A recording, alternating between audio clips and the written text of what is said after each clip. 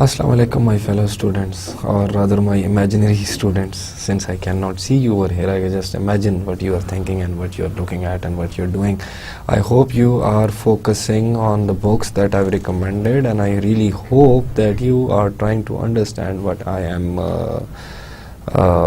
trying to explain over here, the importance of the subject of public finance, the importance of the government interventions and the effects on each and every individual, as well as the aggregate economy.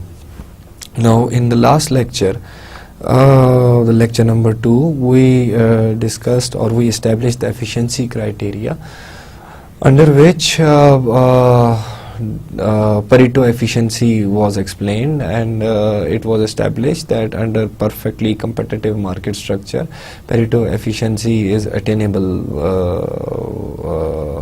easily and by itself by market forces. But then in the end, we expressed a case of the monopoly where Pareto efficiency could not be attained because monopolist was willing to produce at a point where price was greater than marginal cost.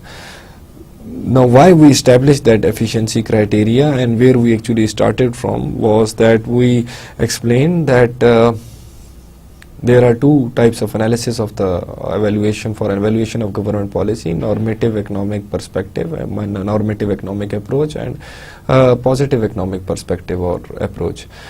Now, both of these differ in terms of the type of analysis, but both of them are very useful. For example, in certain criterias, in certain cases, normative economics would give the value judgments and what it should be, but to evaluate the actual outcomes of a policy and the effects based on facts and data and figures, positive economics is the more relevant field, and it can provide recommendations on recommendations and explain the effects of the government policies. We turned, or in fact we dived into welfare economics, in which we expressed or explained the Pareto efficiency criteria. The Pareto efficiency criteria was basically where no individual can be made worse off no individual can be made better off without making other individuals worse off, and that is the efficiency criteria.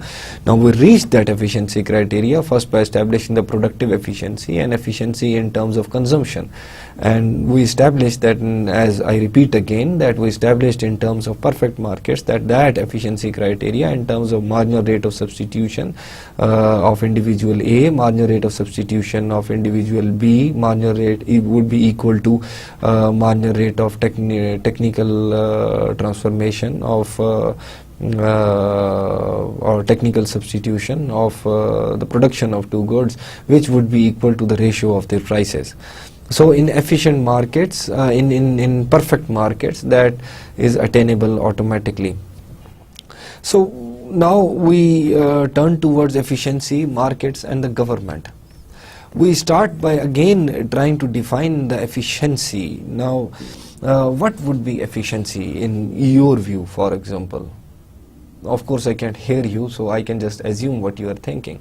Efficiency is defined like in number of ways, and one of which is that is specific use for us is efficiency would be a level in which there is, in terms of productive efficiency, there would be a level in which there is no way in which we can increase the production of one good without reducing the production of other good. So if we are not producing at the efficient level, if we are below the level of the efficiency, that would mean that by avoiding the wastefulness of the resources, wastage of resources, we can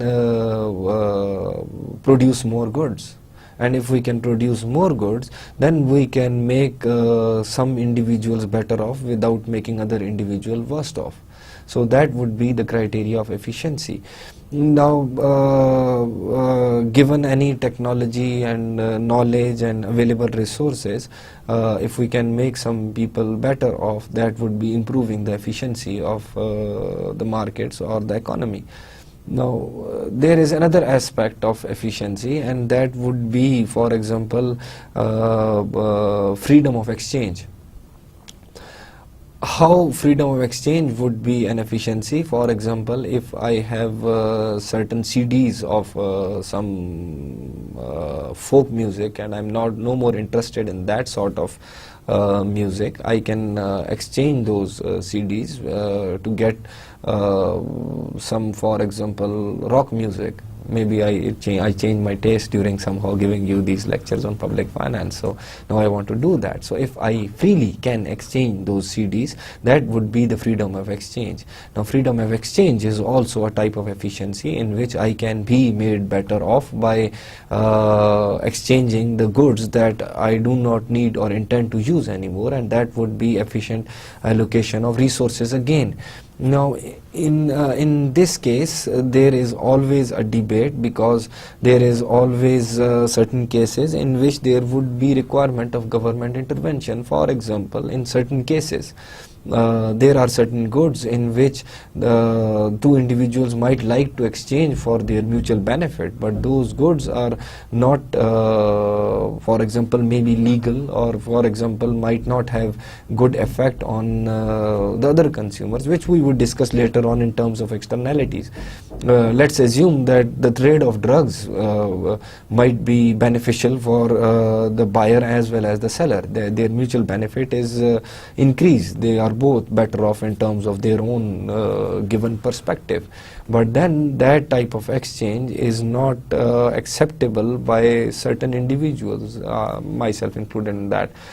So if that is not acceptable, then there is need for the government intervention. So it is not always that market mechanism can provide or give or produce all that is required. Market mechanism, as we started in the start of the last lecture, we discussed that free market mechanism sometimes fail, and free market mechanism not always provides the goods and services that are required by the citizens of a country or people or agents in an economy. So in that case, there would be need for government intervention. So in normative economic perspective, certain economists are of the view that government should ensure parental sort of control on the economy and its agents, and control their behavior in the right direction, in which is acceptable in terms of value judgments and moral values. That is how normative economics would differ from positive economics specifically. So now, in order to take our discussion further, we need to establish the marginal conditions for efficiency. Now, before we establish the marginal conditions for efficiency, we need to consider the terms total social benefit and total social cost. We need to actually define and explain these terms. Total social benefit is actually any given quantity of an economic good which gives satisfaction, which is produced and made available for the satisfaction of its consumers, and that is the total social benefit. And total social cost would be all the resources that are used to make that quantity of good available to its consumers. Again I repeat, total social benefit is the quantity of good that is made available, or an economic good that is made available to its consumers for its satisfaction, for their satisfaction. And total social cost is the cost of all the resources that are utilized in making those goods available for consumption of its consumers. Now then, there is marginal social benefit and marginal social cost. Marginal social benefit is actually the change or the increase in the total social benefit by producing one more unit of good, and marginal social cost is the change in total cost by producing one more unit of good. So when we produce one more unit of good, there is marginal social benefit out of it because people consume it. Then there is marginal social cost because that goods require more resources to be produced. Now there is again another term which is the net benefit, which is the difference between total social benefit and total social cost. Then there is marginal net benefit, which is marginal social benefit minus marginal social cost. Now, in order to take this further, we need to have it in terms of a graphical analysis. Let's look at the top half of this figure, efficient output. Now, there is a good of being produced, which is loaves of bread per month. Then on the top part of the graph there is marginal social cost, which is an increasing cost function. As the good is being produced more in that quantity, its social cost and the resources that are used, their cost increases with number of units being produced. On the x-axis there is quantity of that good, and on y-axis there is price of that good. Then marginal social benefit is the benefit that is attained by making that good available to its consumers, and that is a decreasing curve, and more good is provided, the marginal social benefit from using that good decreases. Now keep in mind, I hope you already know that marginal is actually the slope of the total. Now below this there is, for example, the total quantity being produced and the total cost and total benefit on the y-axis, the graph which is below the first graph on the lower half of this PowerPoint slide. Now there is a graph of the total social cost, which is which increases with the total quantity being produced, and there is a graph of total social benefits which increases and then starts increasing at decreasing rate, then almost becomes constant. Now marginal social benefit is actually the slope of total social benefit, which is going downward, showing that it starts decreasing with the quantity being produced, and marginal social cost is an increasing curve, which shows that total cost or total social cost increases with the quantity being produced, when the quantity being produced is increased.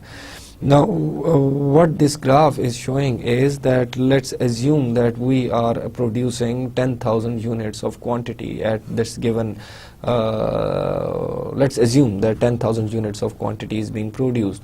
Now marginal social benefit, which is represented by point P, is $2, and marginal social cost, which is represented by P2, is $1. Now you see the difference between marginal social benefit and marginal social cost. Whenever the marginal social benefit is greater than the marginal social cost, then the good is not being produced in enough quantity.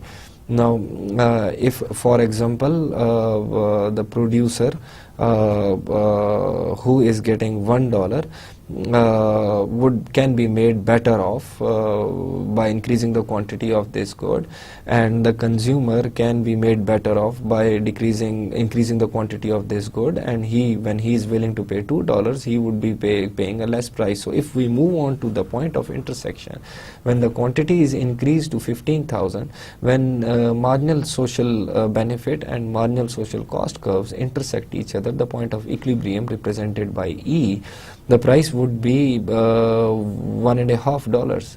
Now at this price the total output is 15,000, and at this price the production is efficient. Why? Because now at this point exactly marginal social benefit is equal to marginal social cost, and also at this point the consumer who was willing to pay, whose marginal social benefit was initially $2, now he is better off by having more quantity and paying $1.50 $0, while a consumer at point A, producer sorry, at point A was willing to sell it for $1, is now selling it at $1.5. So both of them are better off. So whenever marginal social benefit and marginal social cost, marginal social benefit is greater than marginal social cost, the good is not being produced up to the level it should have been produced. Now going on further to the quantity of 20,000, now at this point, as represented by point C on marginal social cost and point D on marginal social benefit, whenever marginal social cost is above a marginal social benefit, that would mean it would be more efficient to reduce the quantity of the good being produced. So in this case, specifically in this case, the point E represents the optimal level. Now going down on this graph, you can see that this is the point where the net benefit, or the difference between total social benefit minus total social cost is maximum. The net benefit is maximum. Now since these marginal social benefit and marginal social cost, or marginals, are the slopes of the total, so at this point E, the two curves are equal to each other, which is represented by E at the top half of the slide on the top graph, and which is represented by tangent lines which are parallel to each other. So their slopes are equal at this given point. So it would be efficient where marginal social benefit minus marginal social cost would be equal to 0, or marginal net benefit would be equal to 0, or the net benefit, which is the total social benefit minus total social cost, would be maximum. Now what would be the conditions in which the market is a Pareto optimal? Now all productive resources are privately owned. We are establishing the conditions under which the market is Pareto optimal. All transactions take place in market, and each separate market, many competing sellers offer a standardized product to many competing buyers. Economic power is dispersed in the sense that no buyer or seller can influence price. They are price takers. All relevant information is freely available to buyers and sellers, and resources are mobile and may be freely employed in any enterprise. These are the conditions for perfect markets. Now as I explained earlier in my last lecture also, these conditions basically are the criteria for perfect competition, which is large number of sellers and buyers, which would automatically mean that no seller or buyer has an economic power, a significant economic power to affect the market, and they cannot influence the price because there are large number of small scale sellers and large number of small scale buyers. And then there is free entry and exit in the system. That would mean resources are mobile and may be freely employed in any enterprise, and all the information is freely available, and then they are producing homogeneous goods, which is represented by standardized product to many competing buyers. Now in perfect markets, it is assumed that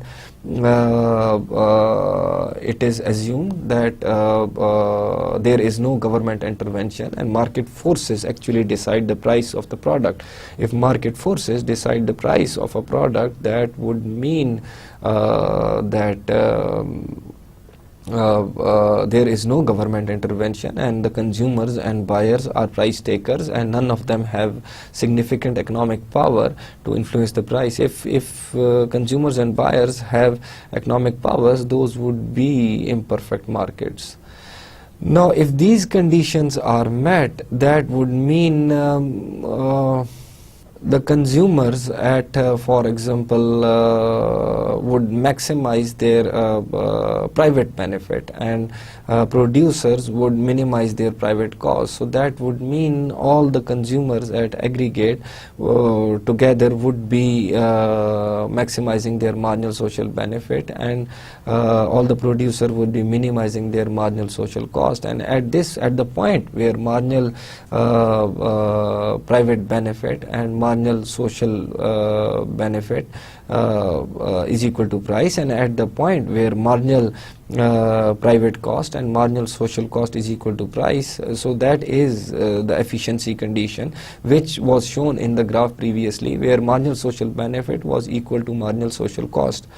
Do remember over here that under perfect markets, all the consumers and all the producers are maximizing or focused about their private benefit, and that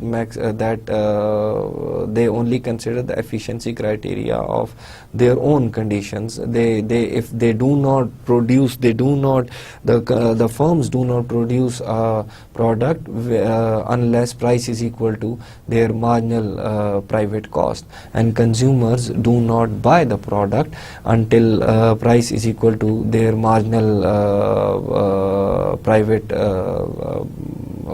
benefit. So every individual is looking at the price and their own private cost and benefit, and that would result at an aggregate level that marginal social benefit and marginal social cost are equalized to the price, and this would be the efficiency criteria in terms of Pareto optimality, and that would be achieved in terms of perfect markets automatically. But then there are cases where markets fail.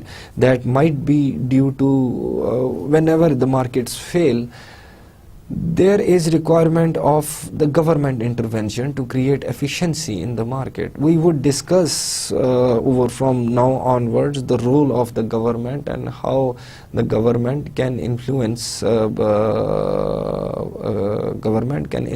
market. Now, in certain cases, the government interventions themselves result into inefficiencies in the market. So we need to discuss the role of the government in this scenario, and we would take that further in the next few lectures, where we would be discussing market efficiency as well as the role of the government in the market. Now, why does the market interaction fail to achieve efficiency? We would discuss three cases mainly. The first case would be of monopoly. The second case, monopoly is basically the market structure in which there is a sole producer of a product, and he has monopoly powers, and the product does not have a close substitute, and there are barriers to entry and exit. When there are barriers to entry and exit, nobody else can enter into that market for production of that good. That is why there are no close substitutes, and often a monopolist would exploit that barrier and they would produce inefficiently. Then government taxes, which are sometimes allocated to generate revenue and sometimes to correct the market failures, might also cause inefficiency in themselves, and taxes are also used for funding of the government expenditure. In certain cases, this expenditure is for example, benefit of the society as well, other than the operational expenditure of the government. Then the subsidies are given to protect, for example, to correct the market failures and to protect certain class of consumers or producers which are under pressure because of the market mechanism, and because at the prices that are being decided by the market mechanism are not optimal for them. And in all these cases, markets interaction would fail. So if market interaction would fail, that would mean there is a need to intervention, which we would discuss later on. Now let us first consider the case of a monopoly. Now on the x-axis in this graph, there is output being produced per month, and on the y-axis there is price, benefit and cost in terms of dollars. There are two lines going sloping downwards. One of them is the demand curve, which is the top line, and that is also the marginal social benefit, because the product is being made available to the consumer, and the satisfaction he derives from use of that product is marginal social benefit. Then there is marginal revenue, which is the change in total revenue whenever a single product is sold. Then there is marginal social cost curve, which is sloping upwards, which represents the increase in social cost when more and more productive resources are employed in production of that good. Now consider the case, as I already explained, the conditions of a monopoly, that there are barriers to entry in the monopoly market. Then since there are barriers to entry, there are no close substitutes of the product the monopolist is producing. So when there is no close substitute of the product the monopolist is producing, he might exercise monopoly powers in the market. Now since we are considering the market failures, let us consider since every profit maximizing producer, you might have heard that in microeconomics, that every profit maximizing firm would always produce where marginal revenue is equal to marginal cost. Always remember that. Now in this case also, the monopolist is producing the monopoly quantity, which is QM. He is equating marginal social cost to marginal revenue. Now at this quantity he is charging the price at point B. Now point B represents on the marginal social benefit curve sloping downwards, which is again the demand curve, and the price is being charged is marginal social benefit to the consumer. Now do you see the difference over here? I hope you do see it. Now if you, because as I already explained that, I hope you do understand the stuff and you are getting into the public finance mode of your mind by now, because this is the third lecture and we need to be in that mindset. And do try to listen to me sometime or other. Now the point is that marginal social benefit, whenever marginal social benefit is above marginal social cost, that would mean that the quantity is not optimal and more units of good needs to be produced. Now since in this case he is a monopolist, so he cannot be pushed towards producing more good. He is profit maximizing and he is earning monopoly revenue. Actually the monopoly revenue would be the line, would be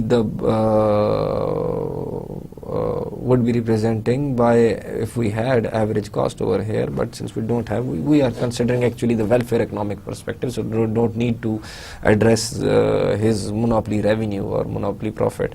Let's focus on this one. So marginal social benefit is the price represented by point PB, the line, dotted line from point P and B, and marginal social cost is represented by MCM, dotted line to point A.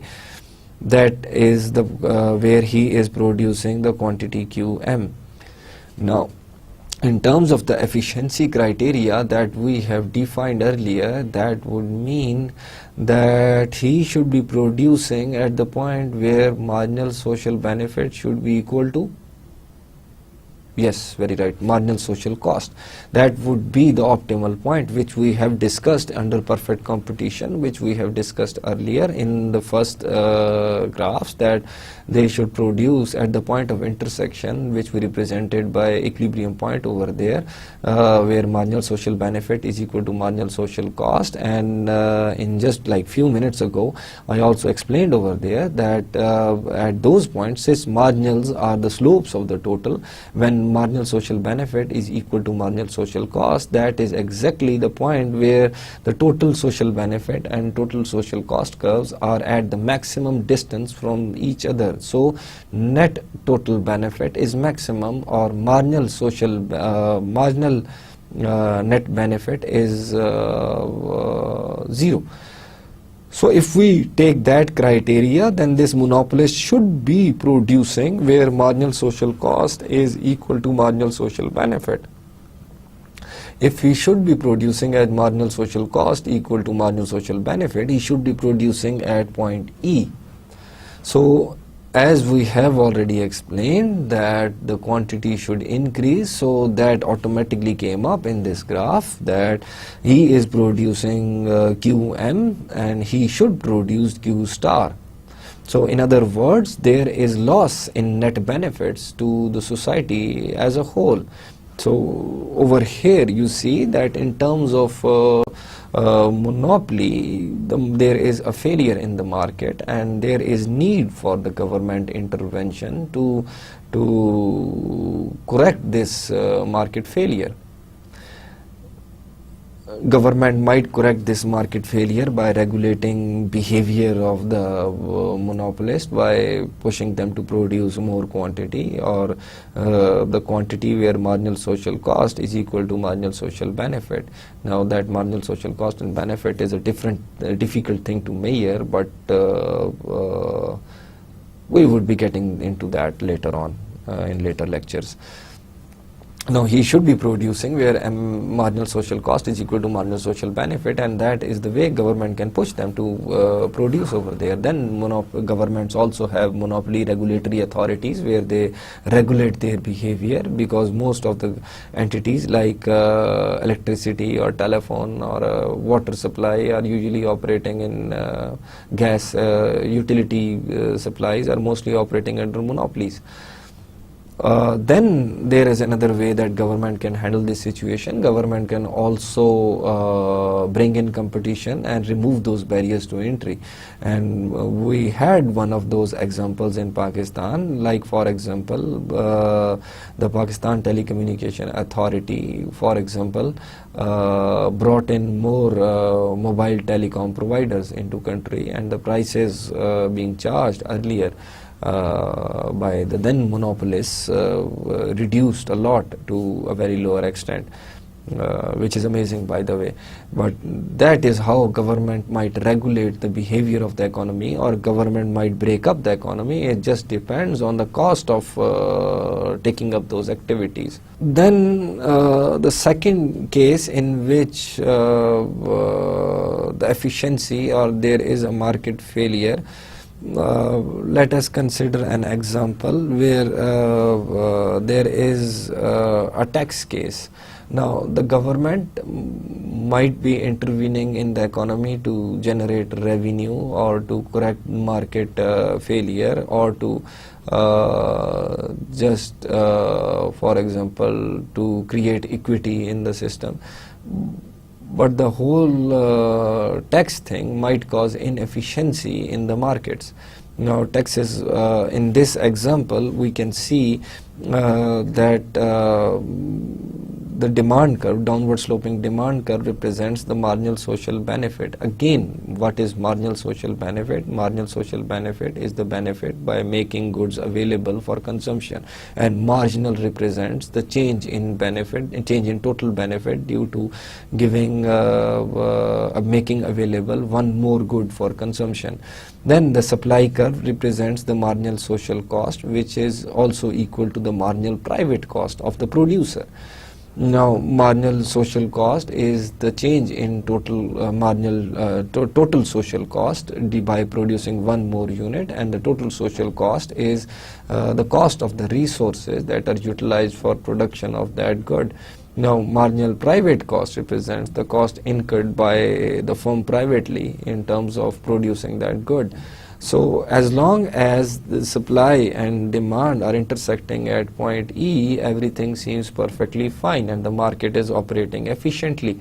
Now because at point E, marginal social cost is equal to marginal social benefit. Again, we discussed that when we were talking about monopoly, and we discussed that when we were creating the efficiency criteria, that marginal social benefit should be equal to the efficient level of production is where marginal social benefit should be equal to marginal social cost.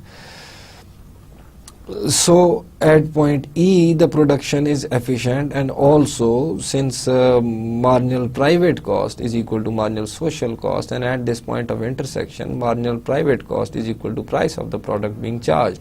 Now let's assume that this is a telecom provider, and this is on the x-axis there are billions of message units per month, and on the y-axis there is price cents per message unit of the price being charged for every unit of message being sent on your cell phone. Now let's assume that government intervenes in this market economy and incorporates a tax. Now, when there is a tax, then marginal private cost plus tax would be greater than the marginal social cost that should have been incurred. So automatically the demand curve, the supply curve would shift leftwards to the point E. Now at this point E or E prime, actually the supply curve would shift to the E prime, because now the total cost, or because now the supplier or the firm has to pay a part of their revenues as a tax. Of the every unit sold, there is a tax on it. So that would mean maybe it is for example shifting from E to E prime, the total price of the product has increased from 4 to 6. That is a $2 tax on 2-cent tax on every unit of message sent. So now, since the price of the product or price of the units of message has increased, the consumers would be demanding less at that price, where previously they were using 4 billion message units per month, and in this case they would be using 3 billion message units per month. Now, because of this shift of the demand curve, there is inefficiency in the market, and that inefficiency in this slide specifically is being represented by E, E prime and B. The optimal price was 5 where it was E, and now the marginal social cost is less than marginal price plus tax, the new social cost, and then the number of message units has decreased from 4 to 3. So that represents that there is lesser level of efficiency in this market. Looking at this graph in further detail, we can see that the tax has had an effect on reduction in the quantity. There is a generation of the tax revenue by the government, but then it is not the total tax that they have collected. There is also loss of marginal or in fact marginal net benefit. With that tax, the original at this quantity which is being produced, 3 billion messages, the marginal social cost is 4. But the tax has increased the marginal social cost. Actually at this point marginal social cost is less than the marginal social benefit, and whenever marginal social cost is less than the marginal social benefit, there is inefficiency in the system. So in the end we conclude that taxes might also result in the inefficiency. However, later on in coming lectures we would discuss that taxes might be used to cause to correct the market failures. Then there is the third case in which there are subsidies and there is an efficiency in the market, for example, and how it affects the efficiency of the market structure. Again, we are considering an example where quantity is on x-axis and price in dollars is on y-axis. We have often heard that in cases of when there are small farmers and when there is a risk that those farmers would be affected by the price fluctuations in the market economy, the government subsidizes the production of those farmers to support them, to protect them from the market fluctuation, so that they do not go out of business. Now this is an example of such a case in which it is considered that the government has defined in this case there are bushels of wheat being produced per year and the optimal rate is the market defined quantity is Q star, represented by the point of intersection of the supply curve and the demand curve. represented by point E as the equilibrium price point and 4 as the equilibrium price. Now, where the supply curve is marginal social cost of the producer and demand curve is marginal social benefit to the consumer. In this case, as we have already seen, I've discussed a number of times first in a general case, then in case of monopoly, then in case of in the case when their government applied a tax. What we need to remember now is that the optimal point is where marginal social benefit is equal to marginal social cost. Taking up this example, point E is the optimal point and the price charge is 4. Now let us assume that in this case the government has subsidized its farmers and it has announced that no matter what the market conditions, you would be compensated up till the price of $5 per bushel. So if the price decreases, we would pay you $1 or we would purchase that wheat from you at $5 per bushel and we'll sell it outside in the market. Now in this case, because the price by the government is subsidized by the government for the small scale farmers to protect them so that they do not go out of business, they might result into an inefficiency. Specifically at this case, let's assume that the government has subsidized them up to the point where the price is $5, represented by point A on the supply curve or the marginal social cost curve.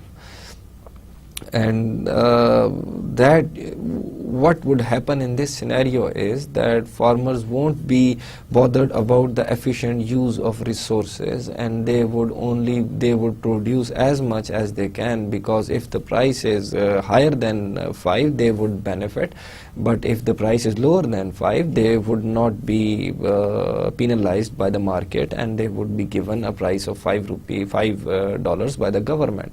So in this case all the farmers would excessively utilize their resources and there would be in other words inefficient allocation of resources, because E would represent that quantity Q star is the market determined quantity and price, and that is how much there is demand in the market and that is how much it should be supplied at that price. But when you subsidize, when the government subsidizes the case, that would push the farmer towards producing an excess quantity, and that would mean that the farmer would be producing at QS, and that is where he would be supplying. Now in this case the price in terms of consumer demand curve, marginal social benefit will only be $3. There is a difference of $2 in that case.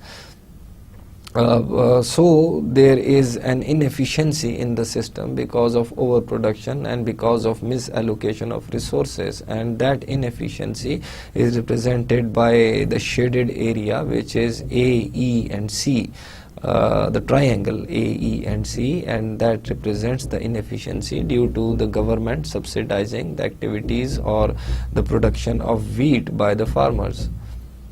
Now in order to preview the basis of government activity, because we have seen 3 cases of market failures. One of the market failure was by the monopoly power, and that sort of market failure might result in government action. But the other 2 types of market failures were basically because of because of the government actions themselves. One was because of the taxes to generate revenue, or maybe to correct on their own accord the equity system in the market, where it is expected that government would intervene whenever on terms of welfare basis, or maybe the government would intervene to generate funds to subsidize or to subsidize the farmers, or maybe to start other social programs. Now in those cases government was the reason itself for creating that market failure. But then government intervention may be warranted if there is a monopoly power. How government can correct that monopoly power failure due to monopoly power is government can either break up that monopoly and bring in competition in the market, which actually took place in Pakistan, where lots of telecom providers were given licenses by Pakistan Telecommunication Authority to ensure competition, and competition would result into efficiency in the system, and competition would result into efficient allocation of resources and the production of quantity, where marginal social benefit is equal to marginal social cost. In case of monopoly, they were producing at the point where marginal social cost or marginal cost was equal to marginal revenue, and marginal social benefit, the price was higher than the marginal social cost, and it always gives to produce more quantity. When marginal social cost is greater than marginal social benefit, it always is beneficial to reduce the quantity being produced. The second sort of case in which there is a government intervention is required, that is effects of market transactions on third parties. This would be a greater detail of discussion of such cases in case of upcoming parts of the lecture. Whenever there are two parties involved in certain dealing, for example, there is a supplier and there is a consumer, if their actions have effect on third party which is not involved either in production or consumption of that good, then it generates a market externality. If it has a positive effect on the market, then on the third party, it is a positive externality. And then if there is a negative effect on the third party, it is called a negative externality. And government is required to intervene in the system to internalize those externalities. And in this case, let's assume that there is a case of, for example, pollution. Now everybody has the right to breathe fresh air. Now everybody has the right to breathe the fresh air, but if production of certain goods is polluting the environment, then that right is violated. Now in that case, if I am suffering from, for example, production of leather goods and I do not use leather goods, or maybe I do not have a car and I am suffering from pollution in terms of, for example, carbon emissions from the car, or for example from the car industry, then I am suffering, and there is a need for intervention of the government. Those interventions can be of many types for correcting this sort of market failure, because when I am affected, I need to be compensated for that. So in certain cases, government would tax that sort of market transaction, so that the externality or pollution is reduced, so that it is costly to pollute the environment. In other cases, the government might, for example, force or pass a legislation or regulate their activity, and they make the producers clean the environment or responsible for any social action that would at least fulfill the factory's requirements. Then we would have a detailed discussion detailed discussion of this sort of externality in coming lectures, and it is a very important part of public finance, because it is role of the government to ensure property rights. It is government's responsibility to ensure rights of every individual. So that is when we would be discussing this in greater detail. Then there is lack of a market for good where marginal social benefit is greater than marginal social cost. Now an example of this would be, for example, public goods. Now in case of public goods, for example, parks, and in certain cases roads, the marginal social benefit is greater than marginal social cost. Now lack of a market for a good where marginal social benefit is greater than marginal social cost would be some sorts of public goods. For example, one of the good qualities of public goods of this type would be that its total available supply is does not diminish when consumption is increased. For example, national defense. If I'm not even willing to pay for the national defense, I would still get national defense by the military. So such goods, there is a lack of market for it, and actually it is very difficult to make individuals pay for that good, but then benefits are enjoyed by all the individuals. So in this case, there is no market for that good, and people won't be willing to pay for national defense directly. So the private sector won't be attracted to take up that activity. So if then there is responsibility of the government to take up this activity and provide national defense. Similar activities would be, for example, health insurance, or for example, health insurance, and for example, education insurance, or medical insurance, or life insurance. And all these policies, if given by the government, their benefit exceeds their cost for certain individuals, and these are where and certain economists would agree that there is a requirement of intervention of the government. Then there are cases when there is incomplete information about goods being sold, and this category would be, for example, in a case like testing new drugs on or new medicine on or just testing new drugs and medicines on certain individuals. But if privately I or you or anybody else would not be willing to test a new drug or a new medicine on us because of we would be unaware of the outcome. So government would ensure that whenever the medicine is launched in the open market, before that it is tested for any side effects, or tested for any miscalculations in the formula or in chemical composition. So in that case, it is the government's responsibility to intervene in the market. Then in case of an unstable market, which we have discussed in great detail in the first lecture, that due to certain fiscal operations, government or the head of the state tries to control the market economy, or to control the unstable fluctuations in the economy through projects. By taking up certain projects, they can increase the level of employment. When they increase the level of employment, they increase the buying power of the individuals, and that would induce more consumption by the individuals, and that would again increase the aggregate demand, and the economy would grow.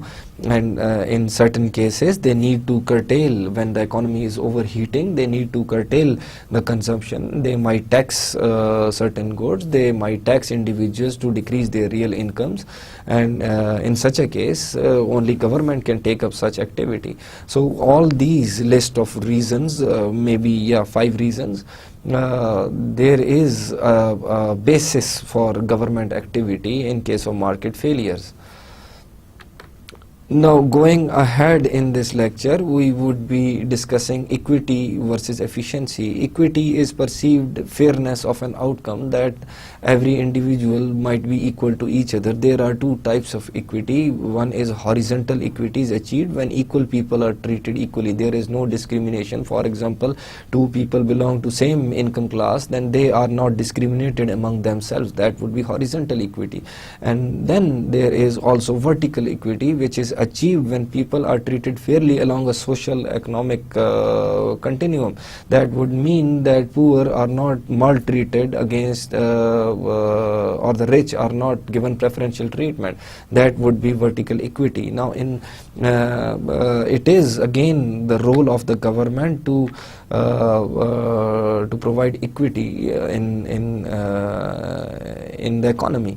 Now for that they use different means. For example, they might tax in certain cases or as we discussed earlier, they might use progressive taxation, and then they might subsidize the living standards of the lower class individuals who cannot afford those services themselves, like cheaper medical facility or free education. Now again we have in order to see how well-being of two individuals is affected or is evaluated, there is a utility possibility curve. The utility possibility curve is a curve where individual UA and UB are need to be, one of them, if one of them is made better off, the other one needs to be made worst off. Now E1, E2 and E3 are the points which are represented on the utility curve, utility possibility curve, and then the point X is below the utility possibility curve, and then the point Z is above the utility possibility curve. Point Z is an unattainable point because it is outside the range of utility possibility curve. Point X is attainable, but it is an inefficient point, and movement in from E1, let's assume that we move from X to E1, then we are not changing the utility of individual B from UB1. He is still at UB1, but the individual of utility A is increased by from UA1 to UA2. So we have made individual A better off without making individual B worst off. Similarly, if we move from X to E2, that would be the case where individual A's utility would remain same and individual B's utility would increase. That would mean we are making individual B better off without making individual A worst off. If we consider this slide again, the last part, the movement from X to E3, maybe there are two interest groups, not two individuals, let's assume that, and this type of movement from point X to E3 would be objected extensively by the second interest group whose utility is being decreased, and such like instances do take place when, and we would have examples of this, like for example in case of environmental pollution, there are environmental friendly groups who object to environmental pollution, environmentalists, and they often form interest groups and they take up to the courts or try to influence the political lobbies to pass laws which do not take up certain this type of activities. So this represents that efficiency is itself a very debatable criteria, because everyone's definition of efficiency is itself might be different from some other individual's efficiency. So that's why it is debated in welfare economics, and in the end we would come to the point where we would discuss how that efficiency, how to take a decision when the criteria for efficiencies are different.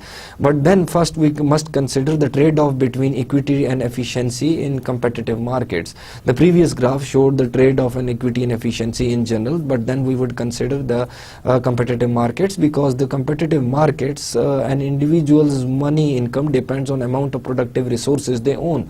Now if that is the case, there is again a large debate on the on the efficiency of competitive markets, because individuals who are at a lower income level, they have lesser resources. Since resources available are the source of the income and the source of future income, then if they do not have resources, they would stay in the they would be lacking equitable distribution, and they would be at lower level of equity continuously.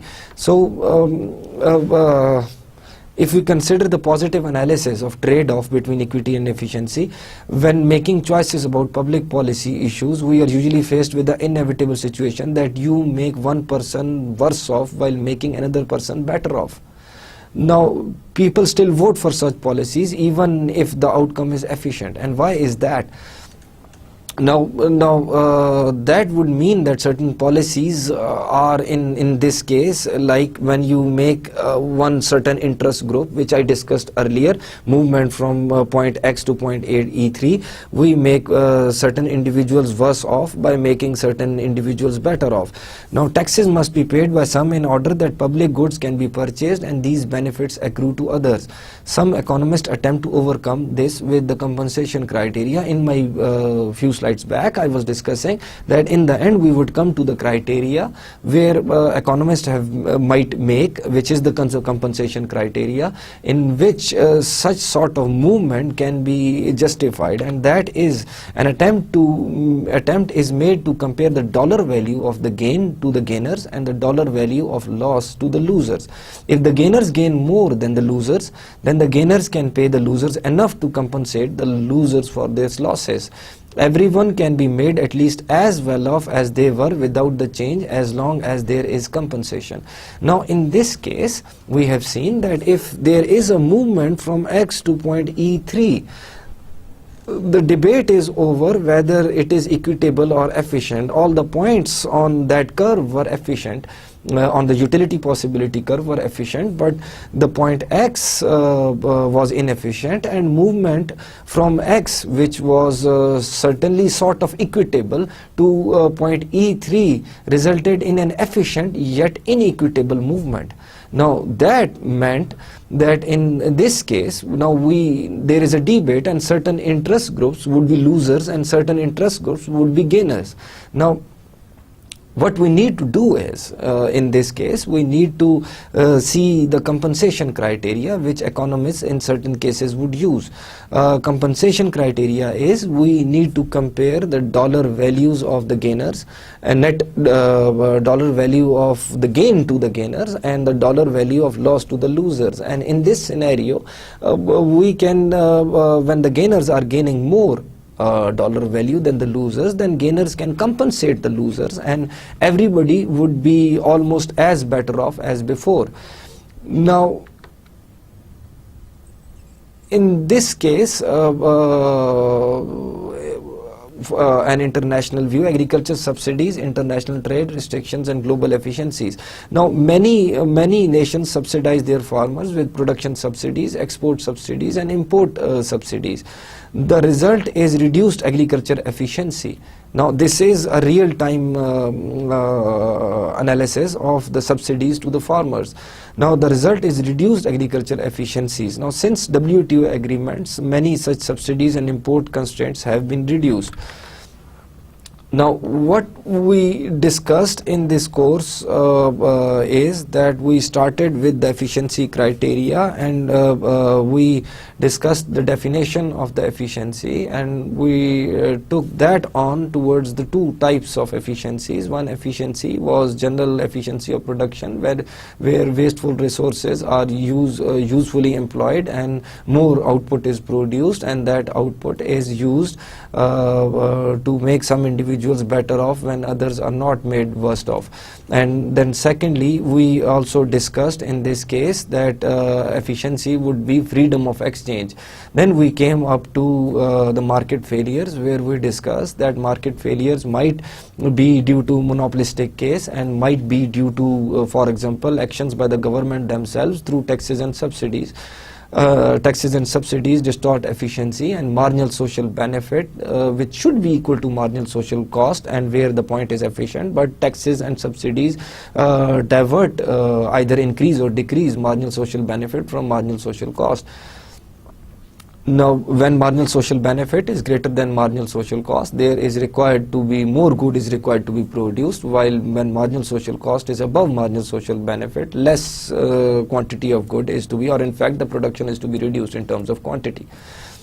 Then we discussed the few main reasons why there is requirement of intervention by the government. In that case, we discussed that government might intervene when there is lack of information, for example drug tests, and then we discussed that there are certain public goods that are required, that are need to be produced, for example defense, which people are not willing to pay for in some cases, but they can still use it. Then we discussed that in case of monopoly, government might intervene and correct the system. Then we discussed that in case of market instability, or for example economic instability, fiscal policies can be used. That is again a requirement for the intervention of the government.